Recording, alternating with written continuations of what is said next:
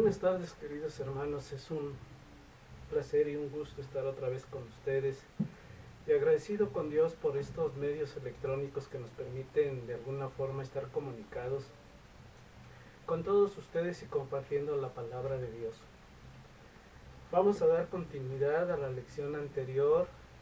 Recordarán que fue la lección para el grupo de los domingos. Esto no implica que los demás no puedan verla. Recuerden que aunque veamos la misma lección o leamos el mismo versículo varias veces, Dios nos habla y tiene algo nuevo para nosotros siempre. En la lección anterior iniciamos un estudio, una serie de estudios de la oración modelo que conocemos como el Padre Nuestro. En esta lección veíamos la importancia de haber aceptado a Jesucristo, de creer en Él, de nacer de nuevo, la importancia de estar ante su presencia, y es a través de esto que estoy mencionando. El nacer de nuevo, en esta oración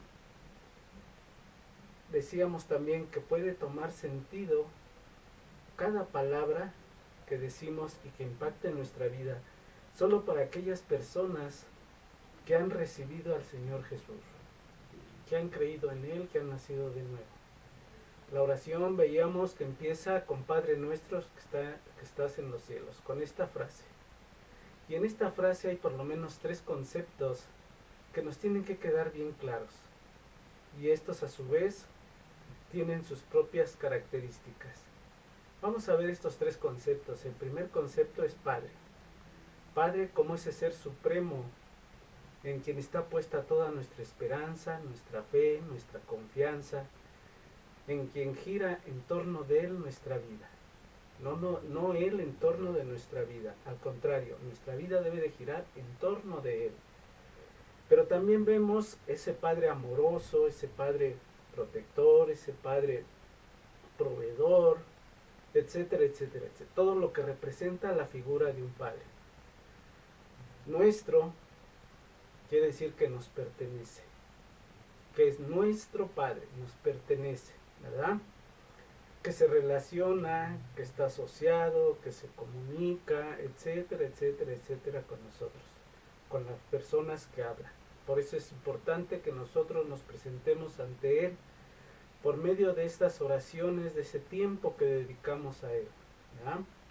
Y que estás en los cielos, que tiene que ver con la omnipresencia de Dios, que está en todos lados al mismo tiempo. Veíamos que hay tres cielos. El primer cielo, que es la atmósfera terrestre, que provee todas las condiciones para que la vida se dé en la tierra. El segundo cielo, que es el espacio exterior, que es donde están los planetas, las constelaciones, las galaxias, el sol, la luna. Y el tercer cielo, que es el trono de Dios, donde se manifiesta la presencia de Cristo. Veamos estos 3 cielos y que Dios está en esos 3 cielos y al mismo tiempo puede estar contigo, puede estar conmigo, puede estar con la hermana, con el hermano. Por eso es omnipresente, ¿verdad? Ahora vamos a ver que en esta oración también hay un orden, como en todas las cosas de Dios. Tenemos un Dios de orden.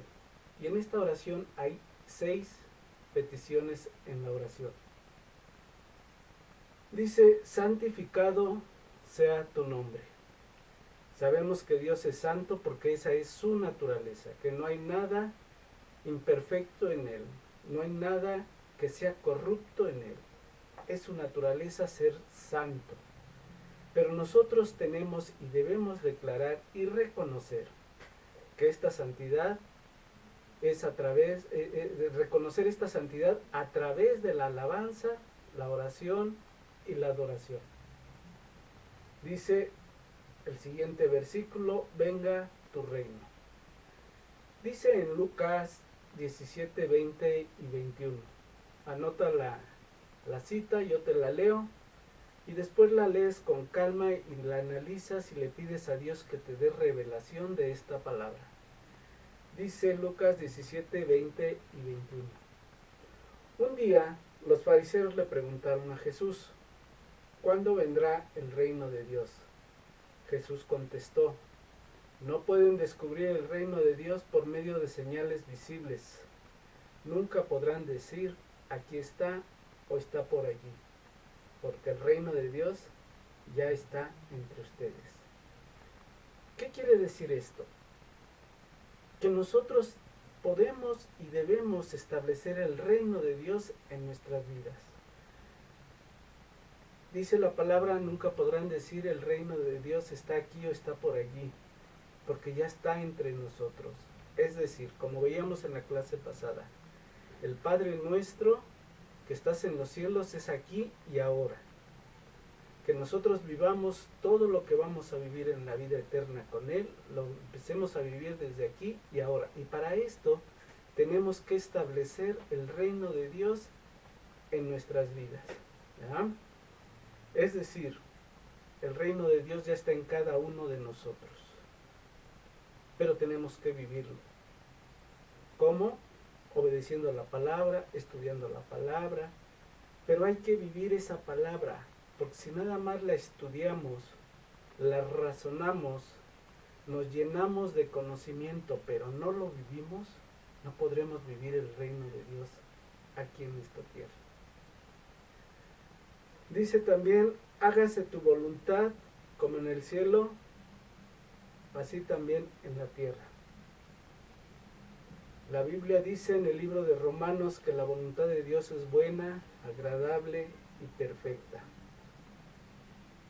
Pero esto a veces nos lleva tiempo entenderlo. Tenemos que tener bien claro que Dios nos creó y nos puso en la tierra para cumplir sus propósitos, no nuestros propósitos.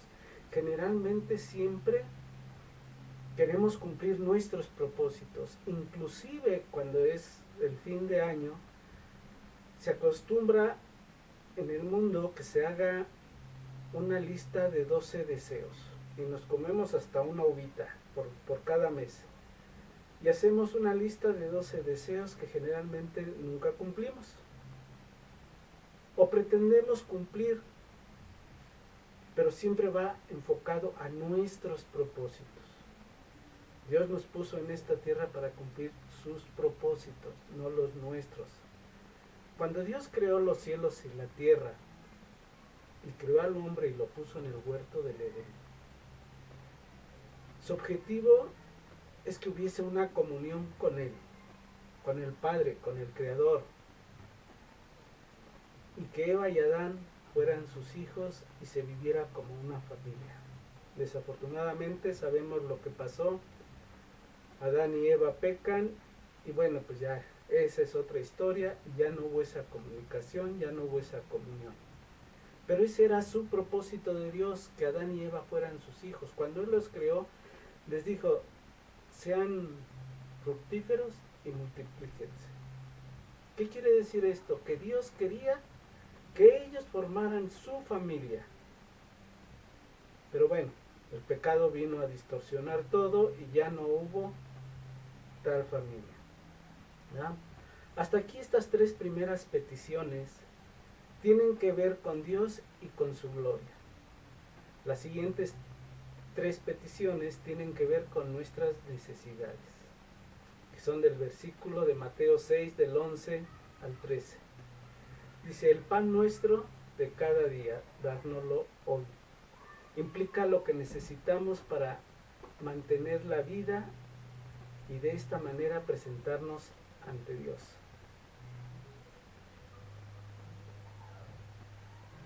Dice también, y perdona nuestras deudas como también nosotros perdonamos a nuestros deudores. Hay que pedir perdón y traer el pasado a la presencia de Dios. La Biblia dice en Marcos 11:25, cuando estén orando, primero perdonen a todo aquel contra quien guarden rencor, para que su Padre que está en los cielos también les perdone a ustedes sus pecados. Es decir, Dios te perdona, pero tienes que obedecer, tienes que vivir la palabra. Y la palabra de Dios dice, perdonen primero a aquel contra quien tienen rencor. Es una cuestión que nos cuesta muchas veces trabajo y a veces decimos perdono pero no olvido, y eso no es perdonar. Perdonar es cuando ya lo platicamos y no nos duele. Hasta aquí le paramos, en un momentito regreso.